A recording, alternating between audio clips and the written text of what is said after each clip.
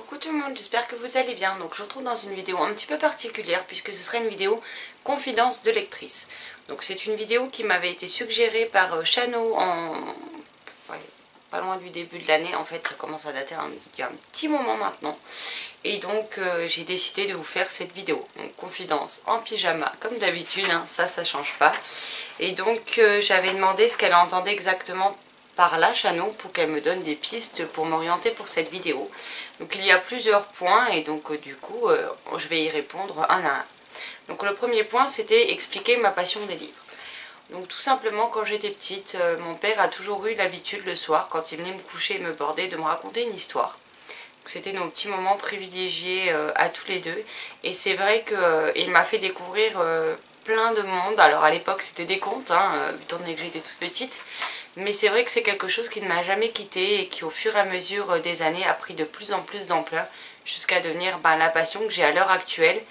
Et si quand j'étais avec mon ex-conjoint pendant cette durée-là, qui a duré quand même 7 ans, j'ai beaucoup moins lu, il me manquait quelque chose dans mon quotidien, j'étais pas forcément au mieux et en fait je me suis rendu compte que ce qui me manquait autant c'était la lecture tout simplement. Parce que j'ai toujours été quelqu'un qui, étant gamine, enchaînait les bouquins les uns derrière les autres. J'étais capable déjà à l'époque de lire 2-3 livres dans la journée sur le week-end. Donc le samedi, pareil le dimanche, etc. Et c'est vrai que de m'être autant arrêté de lire, ça m'avait énormément manqué. Et j'ai de la chance parce que ma chérie avec qui je suis actuellement depuis maintenant 8 ans et demi, comprend ma passion des livres, même si elle n'aime pas lire. Ça ne l'a jamais empêché de me dire écoute, va te poser, va lire, moi je vais faire autre chose en attendant.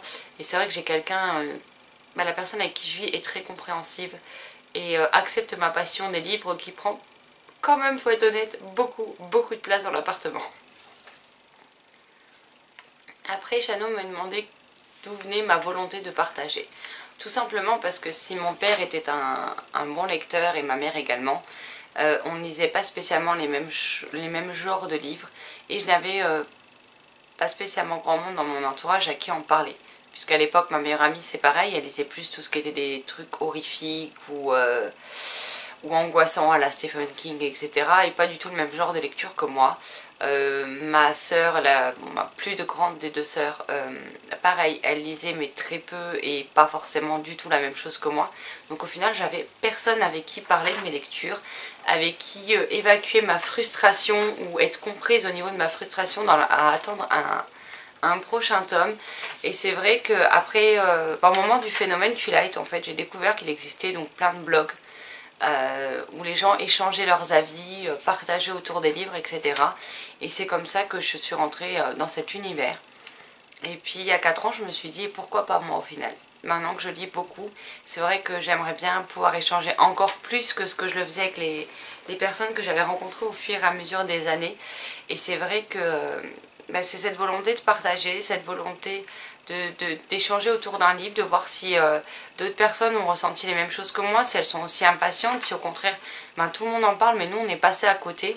Et c'est vrai que c'est quelque chose que j'aime beaucoup discuter autour des livres et ça c'est quelque chose que je ne pouvais pas avoir dans mon entourage proche et que je suis extrêmement heureuse de pouvoir faire aujourd'hui avec des personnes que je connais réellement ou que ce soit à travers un écran. Ça m'apporte quand même pas mal au quotidien et j'aime parler de livres et voilà, c'est quand on aime les livres, qu'on aime parler de nos lectures, je pense qu'il n'y a pas mieux que Internet pour pouvoir échanger autour. À défaut d'avoir des clubs de lecture ou ce genre de choses autour de chez soi. Moi j'ai répondu au point souvent qui était comment est née ma passion, l'envie de faire ce blog et l'envie des vidéos. Donc l'envie des vidéos, quand j'ai lancé le blog, j'avais déjà cette idée. Mais j'étais vraiment pas à l'aise, je me voyais vraiment pas faire des vidéos, devoir parler à une caméra alors que j'ai au final personne concrètement en face de moi. Et il m'a fallu quand même plus de 2 ans de blogosphère pour me dire tant pis, je tente, on verra ce que ça donne, si vraiment ça me plaît pas, j'arrêterai. Mais c'était quelque chose auquel je voulais m'essayer et au final 2 ans plus tard, je suis toujours là pour vous enquiquiner. Donc au fur et à mesure, il m'a fallu 1 an pour ne plus avoir un balai dans le cul, clairement, on va pas se leurrer. Si vous regardez les toutes premières vidéos que j'ai postées, franchement c'était juste une catastrophe. Au début je ne faisais pas de point lecture parce que j'étais incapable de parler d'un livre à une caméra en fait. Autant j'arrivais à en parler avec des gens que j'ai connus au fur et à mesure lors de salons littéraires, etc. Autant à un camscope, une caméra, je n'arrivais pas à exprimer mon ressenti sur les livres et ça m'a mis beaucoup de temps avant que j'y arrive. C'est pour ça qu'au début, si vous regardez les premières vidéos, il n'y a pas de point lecture sur ma chaîne. Je les ai sérieusement pris il y a à peu près un an, les points lecture, où là j'ai décidé de les faire régulièrement et c'est quelque chose qu'on acquiert au fur et à mesure, un peu plus d'aisance, un peu plus de facilité à s'exprimer face à une caméra. Même si quelqu'un nous verrait et nous prendrait certainement pour des cinglés, mais c'est pas grave. C'est quelque chose qui ne se fait pas en un claquement de doigts, en tout cas pas chez moi, et qui m'a demandé beaucoup de patience, chose que je n'ai pas spécialement, hein, faut être honnête. Je suis pas très patiente envers moi-même, alors que je peux l'être envers les autres, mais envers moi-même je ne le suis pas. Donc ça a été très compliqué à gérer les premiers mois, et puis au fur et à mesure les choses se sont améliorées, et puis aujourd'hui, vous avez les points lecture que vous avez, même si j'ai toujours l'impression de pas savoir en parler. Mais ça c'est quelque chose qui, peut-être qu'un jour je n'aurai plus ressenti, mais pour l'instant c'est toujours le cas. Ensuite on me proposait d'évoquer mes gros coups de cœur et déceptions. Alors on va commencer par les déceptions. Donc après ça remonte sur ma vie de lectrice, il y en a énormément mais que j'ai lu de livres. Donc maintenant je vais vous dire celles qui me reviennent en tête, mais il n'y aura pas tout, Donc là où j'ai été extrêmement déçue, ça peut être pour la saga Six of Crow que tout le monde adore et où moi j'ai lâché l'affaire parce que je n'accrochais absolument pas, que j'étais complètement perdue et que ça m'a vite gonflé en fait. En fait j'aurais dû préparer ces questions là mais j'y ai même pas pensé. Après les dernières déceptions que j'ai eues, c'est l'abandon, le tome 2 en BD. Dont j'avais eu quasiment un coup de cœur pour le premier tome et dont j'ai été quand même bien déçue pour le tome 2. Et La prophétie de l'horloge de John Bellairs publié chez Castlemore, que j'ai trouvé... il manque beaucoup, il y a un manque de réalisme flagrant pour moi. Les relations, c'est un peu expéditif. En un claquement de doigts, ça y est, tout le monde s'entend bien, on est au pays des bisounours. Il n'y a rien à redire et l'intrigue met les 2/3 du livre à prendre place. On commence à peine à rentrer dans le vif du sujet qu'ensuite c'est pour nous bâcler le tout en 20 pages. Et je ressors vraiment déçue. Donc ça c'est pour mes 2 dernières déceptions en date. Maintenant mes coups de cœur, heureusement ils ont été nombreux. Donc j'ai des coups de cœur sur la saga Les Ben's Tunnel de Oksana Hope chez Rebelle, sur la saga Les Oubliés de Léna Jomaé chez Plume Blanche. J'ai eu des coups de cœur pour Le Masque du Silence de Charlène Gros-Piron, auteur, publié en premier temps chez Valentina puis chez Anyway Édition. J'ai eu des coups de cœur pour Un cheveu de Liz Steven qui est l'un des derniers. J'ai eu des coups de cœur pour la série Malenfer de Cassandra O'Donnell. J'ai eu un coup de cœur pour la saga Éternelle d'Alison Noël chez Michel Lafon. J'ai eu un coup de cœur pour Aristote et Dante découvrent les secrets de l'univers de Benjamin Lirsaens chez PKJ. Un coup de cœur pour La Dernière Onde de Marine Stengel publié chez Sharon Kenna Édition. Je regarde en même temps les livres que j'ai de l'autre côté. J'ai eu un coup de cœur pour certains tomes de l'énigme 2 + 0 = 3 de Lisa Angelini et Rachel Berthelot chez Sharon Kenna, mais également pour certains tomes de Creative Thing de Rachel Berthelot, toujours chez Sharon Kenna. J'ai eu un coup de cœur pour la saga Angela de Julia Hemptin chez Rebelle, pour Le Nord et ma couleur d'Olivier Gay chez Rajo, pour Isis 1m30, 1m30 je crois, 82 kg, 13 ans, quelque chose comme ça, de Sophie Rigal-Goulard de chez Rajo. Pour Nos âmes jumelles, la série en 3 tomes de Samantha Bailly, toujours chez Rajo.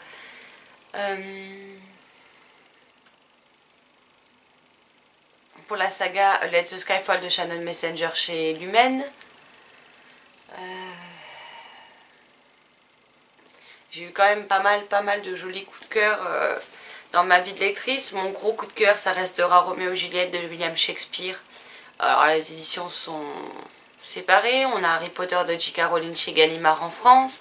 On a Twilight de Stephenie Meyer chez Hachette, dans leur ancienne collection Black Moon. Les coups de cœur, on a eu Lux de Jennifer L. Armentrout qui est valable pour la saga au complet, donc publié chez J'ai lu. On a Les filles de Bricklane de Sobiane Curram chez Flammarion. On a Memorex de Cindy Van Wilder chez Gulfstream. 1000 baisers pour un garçon de Tilly Cole chez Hachette. C'est vrai que les coups de cœur, c'est pas trop ce qui me manque dans ma vie de lectrice, c'est que j'ai eu quand même la chance d'avoir énormément de coups de cœur. Donc là, c'est tous ceux qui me viennent en tête, mais j'en oublie probablement. On a aussi Semblable, le tome 1 de Julie Jotz, pardon, qui sortira au mois de mars chez Plume Blanche. Ouais, il y a quand même pas mal de romans coup de cœur et il y en a probablement d'autres que j'oublie également. Mais voilà, ceux qui me viennent en tête instantanément en tout cas. Oui, on a aussi La véritable histoire de Noël de Marco Leno chez Michel Lafon, que j'aime bien relire tous les ans à Noël. Donc voilà, c'est pas ce qui manque et si vous voulez voir quels sont mes plus gros coups de cœur, vous pouvez toujours aller jeter un coup d'œil sur le blog, pardon, puisque même si je ne l'alimente plus, il est toujours là et je ne compte pas le fermer. Ensuite, c'est les avantages et les contraintes d'une telle passion. Donc les avantages, c'est qu'on peut visiter des tas et des tas d'univers, faire de belles rencontres, que ce soit de romans, ce soit les copains et les copines sur internet ou dans la vie réelle qui nous rapprochent, qui nous permettent de tisser des liens avec certaines personnes. On a également les rencontres avec les auteurs qui sont toujours enrichissantes pour un lecteur, de pouvoir parler avec eux, de pouvoir partager avec eux autour de leurs romans, d'essayer d'avoir peut-être des fois parfois des explications, de pouvoir leur transmettre qu'est-ce qu'ils nous ont fait vivre à travers leurs romans, et ça je pense que c'est quelque chose de très agréable. Maintenant c'est vrai qu'on fait énormément de rencontres et que c'est un réel plaisir. Maintenant les contraintes c'est le budget, parce que clairement faut être honnête, si vous êtes comme moi, ça peut revenir assez cher sur l'année. D'ailleurs, je m'amuserai jamais à faire le total sur l'année parce que je crois qu'il vaut mieux ignorer le montant total qu'on dépense là-dedans. Mais il y a également la place que ça peut prendre parce que même si j'ai beaucoup plus de livres numériques dans mon ordinateur, parce que clairement j'en ai pour plusieurs gigas d'e-book avec toutes les OP, les promotions, les services presse numériques aussi, on va pas se cacher que j'ai pu recevoir et que je reçois encore, mais c'est également voilà, je suis quelqu'un qui aime beaucoup le livre papier en lui-même et j'ai quand même 7 bibliothèques. Donc là vous en voyez un bout d'une, là, là vous en avez 2, il y en a encore une là à côté de celle-ci, en face de moi j'en ai 3, et encore j'ai une malle avec des albums jeunesse, et il y a encore beaucoup de livres que je n'ai pas conservés, que j'ai revendus, que j'ai donné à des copains ou des copines, que j'ai mis dans les boîtes aux livres, que j'ai vendus sur des brocantes. Donc voilà, mais c'est vrai que si j'avais gardé tous les livres depuis que je suis enfant, il me faudrait en fait la bibliothèque de La Belle et la Bête pour réussir à tout caser clairement. Donc c'est vrai que ça coûte de l'argent et que ça prend beaucoup de place. Et puis il y a aussi les salons, le fait que, mine de rien, d'aller sur un salon quand il n'est pas forcément à côté, ça engendre des frais supplémentaires qui se cumulent au prix des livres achetés. Et puis c'est une passion qui n'est pas forcément comprise par tout le monde. Ça, c'est quelque chose que j'ai vécu avec mon ex-compagnon, qui comprenait pas spécialement ma passion pour la lecture, et que bien qu'il lisait, j'avais tellement de choses à faire à côté parce que, voilà, sans rentrer dans les détails, à la maison, on lui avait appris que c'était la femme qui faisait tout et que l'homme qui se prélassait. Donc il en a bien profité aussi et il ne foutait rien à la maison. Donc je devais m'occuper de tout et je n'avais pas le temps de lire, ou j'étais trop fatiguée pour le faire en tout cas. Et aujourd'hui c'est vrai que d'être avec quelqu'un qui, malgré qu'elle ne lise pas, comprend parfaitement ma passion et la respecte, ça a donné une autre dimension à ma passion qui est devenue certes plus envahissante avec les années, mais qui à l'inverse me permet de m'échapper des problèmes du quotidien d'une façon supplémentaire en fait. Et que vu que depuis quelques années maintenant j'ai un handicap au bras, tout ce qui va être le sport, les sports que j'aimais bien tels que le basket, le tennis, ping-pong, badminton, volley, l'escalade, tout ça ce sont des choses qu'aujourd'hui je n'ai plus le droit de faire clairement, ça m'a été interdit par les médecins et les chirurgiens. Donc voilà, il faut aller bien trouver autre chose pour compenser. Donc c'est vrai que je me suis plongée à cœur perdu là-dedans. Puis j'ai quand même passé 3 ans à la maison, mine de rien, pour cette histoire de bras. Et que les journées étaient bien longues déjà en lisant. Alors si j'avais pas eu une autre occupation, pardon, je pense que j'aurais clairement fini en dépression, quoi. Parce que 3 ans c'est long et il faut meubler les journées, quoi. Surtout quand on est limité dans ce qu'on a le droit de faire, donc voilà. Ensuite nous avons les avantages et les contraintes d'être sur la place publique. Alors, en avantage, voilà, c'est qu'au bout d'un moment, être connu, ben voilà, les maisons d'édition nous font confiance, nous permettent d'avoir des services presse qui ne sont pas toujours spécialement un cadeau, comme vous avez pu le voir actuellement, parce que c'est pas dans le sens où on attend que je rende mon avis dans un certain délai ou quoi que ce soit, puisque ça, à la limite, les 3/4 de maisons d'édition vous posent les conditions dès le départ, donc libre à vous de les accepter ou non derrière. Après voilà, et là avec le déménagement, je n'ai pas tenu mes engagements, je m'en suis excusée auprès des maisons d'édition. Après les maisons d'édition sont également compréhensibles. Je veux dire, là c'était un déménagement, ils savent ce que ça implique. Donc on m'a juste dit d'être vigilante pour les prochaines fois, mais c'est tout quoi. On m'a pas fait de remarques désobligeantes, on m'est pas venu me dire oui tu m'as pas rendu ta chronique. Non, on n'est pas venu me faire un point sur ça, et sur ça moi j'ai pas de soucis. Après c'est vrai que c'est un engrenage dans lequel on tombe facilement, parce que quand les premiers respects arrivent, on a tendance à se dire oh trop chouette, on nous en propose plein, on a tendance à en accepter plein, mais après il faut tenir le rythme. Et c'est là que ça devient plus compliqué. Et c'est pour ça que moi j'ai décidé de manière générale de lever fortement le pied sur les services presse. Alors il y a quelques maisons d'édition voilà, avec qui ça se passe très bien et auxquels je ne veux pas renoncer. Parce que voilà, c'est des partenariats auxquels je tiens énormément. Alors désolée pour cette interruption, mais j'ai le voisin qui perce un dimanche, super.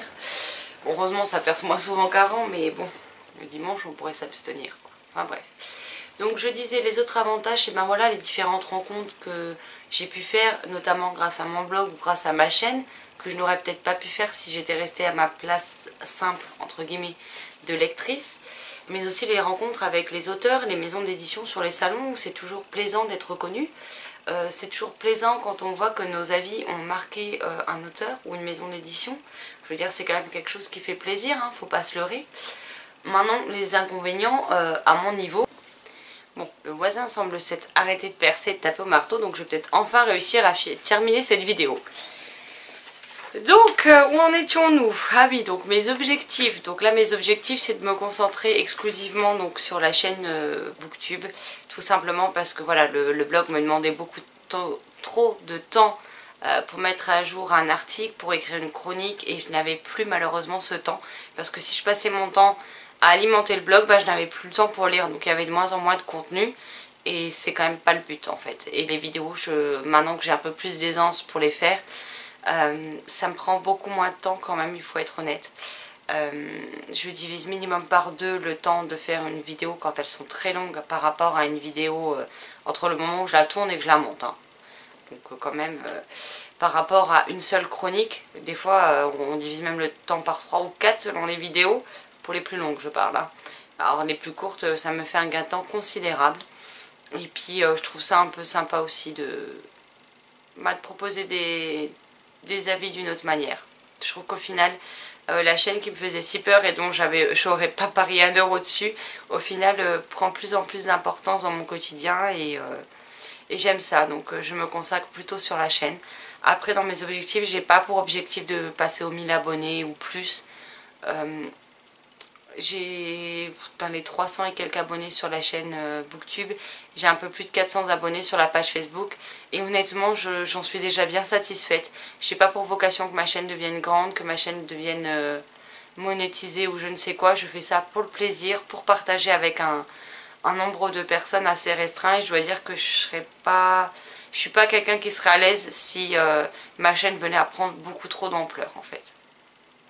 Je pense que si on passait ouais, le cap des 1000, ça me plairait pas. Il y aurait trop de monde, trop de personnes à qui répondre. Je n'aurais plus le temps de répondre correctement aux gens. Déjà que là, j'ai un peu procrastiné. Oh, enfin, vous avez compris. J'ai un peu glandé ces derniers temps, que j'ai eu du mal à me remettre à jour dans les commentaires avec le déménagement et tout ça. Mais ouais, j'aime ce petit endroit en mode cocooning, en mode convivial, et où il y a du monde mais pas trop non plus. Et ça me convient parfaitement comme ça. Après, mes objectifs est aussi de vous faire découvrir peut-être plus de romans qui passent peut-être plus inaperçus, que vous n'avez pas l'habitude de voir ailleurs. Mais également de reprendre les vidéos à la découverte d'eux pour vous mettre en avant une maison d'édition, qu'elle soit petite, moyenne. Je ne dis pas que les grosses maisons d'édition ne viendront pas, mais je préfère me consacrer sur les petites et les moyennes. Il y en a déjà beaucoup que j'aimerais vous présenter. Ce sont des vidéos qui me demandent un certain temps de préparation. Un certain temps de montage parce qu'il faut que j'insère quand même pas mal d'informations, donc voilà, mais c'est quelque chose qui me tient profondément à cœur et j'aimerais voilà, mettre plus en avant les maisons d'édition et les auteurs peu connus ou pas connus que les grosses maisons d'édition et les livres dont on voit partout. Après c'est mes vocations à moi, c'est mes objectifs à moi, voilà. Après j'ai pas plus d'objectifs spécifiquement que ça, si ce n'est de continuer à prendre du plaisir avec mes lectures, de continuer à prendre du plaisir à vous partager mes avis dessus. Et également faire diminuer ma pile à lire, ce serait pas mal. Mais bon, faut pas trop rêver non plus. Ensuite on va aborder mes challenges. Donc mes challenges, dans le challenge, à part les challenges littéraires, j'ai pas spécialement de challenge hormis baisser ma pile à lire, mais comme je vous disais c'est quelque chose qui est loin d'être gagné, hein, clairement. Mais c'est ouais, peut-être de faire plus de lectures communes, là j'en fais de plus en plus et c'est quelque chose que j'aime beaucoup. Alors je dis pas que je veux faire que des lectures communes parce que j'aime bien aussi lire mes livres dans mon coin, mais c'est vrai que les personnes avec qui je les fais en général sont des personnes avec qui j'échange beaucoup et je prends un réel plaisir à échanger tout au long de notre lecture avec, de voir nos suppositions si on a les mêmes, si on part dans des directions opposées, pardon, ce genre de choses. Et puis mes challenges littéraires, bah, j'aime toujours me faire des petits challenges, que je les finisse et que je les réussisse ou non d'ailleurs. Mais j'aime bien me lancer des petits challenges comme ça et ça c'est pas prêt de changer. Maintenant on va passer à la section critique. Donc qu'est-ce que je trouve qui est bien, qu'est-ce que je trouve qui n'est pas bien, qu'est-ce qui mériterait peut-être d'être amélioré. Donc moi je trouve que ce qui est dommage c'est qu'on a des chaînes booktube où on a de moins en moins d'avis lecture. Alors je l'ai fait aussi hein, au début, mais moi c'était vraiment parce que je n'étais pas à l'aise sur ça. J'avais beaucoup de mal à parler, ce qui n'est pas une excuse en soi puisque une chaîne de livres pour moi doit parler de livres et des ressentis qu'on a sur les lectures. Donc maintenant je le fais, c'est vrai qu'il m'a fallu un certain temps, pratiquement un an, avant de réussir à le faire. Mais c'est vrai que je trouve dommage que sur certaines chaînes les points lecture aient totalement disparu. Alors qu'à la base c'était des chaînes qui parlaient essentiellement de livres. Maintenant ce qui pour moi ne va pas, et c'est d'ailleurs pour ça que j'ai arrêté Twitter, c'est que Twitter pour moi c'est le réseau social des emmerdes. En fait, on va pas passer par quatre chemins, hein, clairement c'est ça. C'est tout le monde se croit tout permis derrière un écran. Et ça se ressent de plus en plus sur Twitter, puisque sur Twitter tout est bon à faire des polémiques, tout est bon à faire des débats, tout est bon à casser ouvertement et en collectif des personnes qui n'ont rien dit de mal ou qui n'ont rien demandé, et ça c'est quelque chose que je ne supporte plus. Maintenant voilà, ce qui va pas d'autre non plus, c'est que certaines personnes sous prétexte que c'est un prix pour déterminer un livre vainqueur, se permettent de faire des choses en public pour ensuite derrière se faire passer pour des victimes alors qu'ils ont enfoncé des gens qui n'avaient rien demandé de façon publique, de façon gratuite, de façon surtout absolument pas justifiée, mais bien au contraire. Et ce sont encore ces personnes-là qui se font passer pour des victimes alors qu'ils ont détruit des gens. Il y a des personnes qui des fois n'ont déjà pas beaucoup de confiance en eux et c'est pas en agissant comme ça qu'ils vont en avoir et qu'ils vont réussir à remonter la pente. C'est facile, comme dans la vraie vie dans tous les cas, c'est facile de critiquer, de juger, de défoncer les gens, de les démolir, de les harceler, de s'acharner sur eux à travers un écran. Maintenant je serais curieuse de voir si ces personnes en face à face seraient capables d'ouvrir leur bouche. Et il y en a certaines que je sais pertinemment que ce n'est pas le cas parce qu'en face à face elles nous regardent avec un sourire et elles se contentent de baisser la tête. Mais là bizarrement il n'y a plus de mots qui sortent. Donc voilà. Il y a pas mal de choses cette année qui m'ont bien pris la tête qu'on a pu voir sur les réseaux sociaux entre autres. Ou sur des sites internet, ou qui se cachent derrière un pseudo, qui se cache derrière un blog, qui se cache derrière un prix littéraire. Et c'est ce genre de choses que moi je ne tolère pas. Et que je n'ai jamais toléré, que c'est pas prêt de changer. Et je trouve ça petit, je trouve ça minable de s'en prendre à des gens qui ne vous ont rien fait, clairement. Après on n'aime pas, ça c'est une chose. Maintenant on n'est pas obligé de s'attaquer personnellement aux gens, ni de les faire souffrir, juste parce qu'on est frustré dans sa vie qu'il faut évacuer cette frustration. Il y a d'autres moyens de le faire que d'harceler ou s'acharner sur les gens.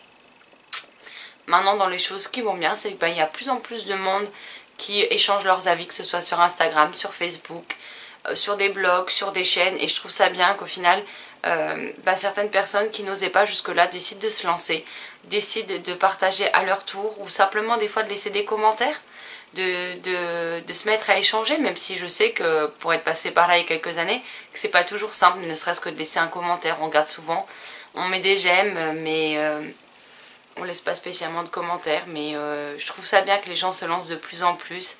Je trouve ça bien qu'on ait de plus en plus d'articles ou de vidéos, de plus en plus de découvertes qu'on peut faire sur des livres, des rencontres qu'on peut faire, que ce soit virtuelles ou réelles.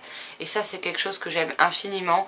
Et j'espère que les mauvaises choses vont passer au second plan et qu'on va se nourrir de plein de bonnes choses. Même si c'est probablement naïf et un peu trop optimiste de penser ça. Et pour finir, c'était la partie univers booktube blogueur. Et mes pratiques à moi, ce qui me va pas, ce qui mérite peut-être des améliorations, comment y parvenir, tout ce genre de choses. Donc tout simplement, moi je trouve que déjà première chose pour ceux qui voudraient se lancer à échanger des avis, lancez-vous, n'ayez pas peur, même si les avis sont brouillons, même si les vidéos, il n'y a pas un gros travail derrière, qu'il n'y a pas de matériel. Moi je filmais avec 2 téléphones, il fut un temps parce que l'image était pourrie, l'autre c'était le son, donc j'étais obligée de faire un mélange des deux pour avoir une bonne qualité. Vous pouvez prendre un téléphone portable, vous pouvez prendre votre tablette, même si l'image et le son n'est pas génial, que la luminosité n'est pas géniale. C'est pas grave, le plus important c'est de vous lancer, de croire en vous, de vous faire confiance. Et vous verrez que vous y gagnerez aussi quelque part à échanger. Je dis pas que c'est facile, loin de là. Mais si c'est ce que vous avez envie de faire, croyez en vous-même et lancez-vous. Je suis sûre que vous en retirerez du positif et que vous vous améliorez au fur et à mesure. On est tous passés par là à un moment donné ou à un autre. Et encore moins maintenant, au bout de 2 ans de vidéo, j'ai toujours des choses sur lesquelles il faudrait que je m'améliore. Surtout les tics de langage où des fois je m'énerve moi-même en montant les vidéos, donc c'est pour vous dire. Et surtout, ne cherchez pas à en faire trop. Ne cherchez pas à être... comment dire, à partir dans quelque chose qui n'est pas vous en fait. Soyez naturel et je trouve que à l'heure actuelle, aujourd'hui, c'est aussi ce que beaucoup de gens cherchent. C'est des gens naturels, des gens francs, des gens qui parlent avec leur cœur. Et niveau naturel, on peut pas faire mieux. Je suis pas maquillée, j'ai juste les cheveux... Enfin, j'ai pris ma douche, mais je me suis coiffée. Oui, séché les cheveux, je me suis coiffée, je suis pas maquillée. Je suis en pyjama les 3/4 du temps quand je vous tourne. Mais c'est pas grave au final. C'est pas vraiment l'aspect physique, c'est même d'ailleurs pas du tout l'aspect physique qui compte, mais plutôt nos ressentis et ce qu'on a envie de partager avec vous. Donc vous prenez pas la tête et si vous avez envie d'essayer, essayez, ça vous conviendra pas forcément les premières fois. C'est très difficile de se voir en vidéo ou de s'entendre les premières fois. Mais c'est comme tout, c'est des choses qui demandent de la patience, qui demandent de l'indulgence envers soi-même. Et même si c'est pas chose aisée, c'est toujours un plaisir derrière. Après, qu'est-ce que j'aime bien, j'aime bien, là je vais parler à titre personnel, puisque j'ai évoqué ce qui se passait sur la blogo et booktube de manière générale. C'est que j'aime les vidéos, des fois c'est vrai que j'ai plein d'idées et que je prends pas forcément le temps de les mettre en vidéo ou de travailler dessus pour pouvoir vous les proposer. Par moment j'ai tellement de vidéos que je ne sais plus comment les intercaler et je vous en mets des fois 2 dans la semaine et par moment vous allez en avoir une chaque jour. C'est vrai qu'il faudrait que j'arrive à trouver un rythme un peu plus équitable, peut-être 3 vidéos par semaine. Et voilà, j'aimerais trouver un peu plus de régularité dans les jours où je poste des vidéos et trouver d'autres idées de choses peut-être un peu moins vues ou des choses qui moi personnellement me tiennent à cœur. Mais également toujours de vous proposer au minimum un point lecture le mercredi et si je pouvais vous en présenter plus puisque maintenant je les fais plus très long donc je propose pas plus que 3 ou 4 livres par vidéo. Si j'arrivais à déstocker plus rapidement ma pile à lire et vous en faire plus, ce serait bien aussi puisqu'à la base j'ai quand même ouvert cette chaîne pour vous parler de mes lectures de prime abord. Donc c'est vrai que, bah voilà, si je pouvais vous parler plus souvent de lecture, ce serait une bonne chose également. Et je vous réserve quelques petites vidéos pareilles pour le mois d'octobre que je ne peux pas vous poster à un autre moment de l'année, vous comprendrez très vite pourquoi. Mais voilà, c'est quelque chose qui me tient à cœur, que j'ai envie de faire. C'est pas un nouveau concept, c'est des choses qu'on a déjà pu voir sur les chaînes des copains, des copines ou de gens que je ne connais pas. Je n'ai rien inventé, c'est des concepts qui ont été un peu comme les book hauls ou les points lecture qui sont repris par beaucoup de chaînes qui parlent de livres, hein, clairement. Puisqu'on peut avoir des idées innovantes, mais qu'on peut aussi tout simplement s'inspirer des autres rendez-vous. Donc voilà, c'est des choses que j'ai envie de vous présenter à l'approche de fin d'année sans vous en dire plus, et vous comprendrez très vite pourquoi je ne vous en dis pas plus pour le moment. Mais elles viendront en cours du mois de septembre, du coup mois d'octobre. On est le 30 septembre, du coup je suis un peu perdue. Après, ce que j'aimerais aussi améliorer, c'est quand je vous parle de livres, être plus souvent satisfaite des points lecture quand je les monte qu'à l'heure actuelle. Parce qu'à l'heure actuelle, il faut savoir que je suis très rarement satisfaite de mes points lecture. Je vous les publie parce que je ne serais pas capable de faire mieux, mais j'aimerais m'améliorer et pouvoir vous offrir plus de choses.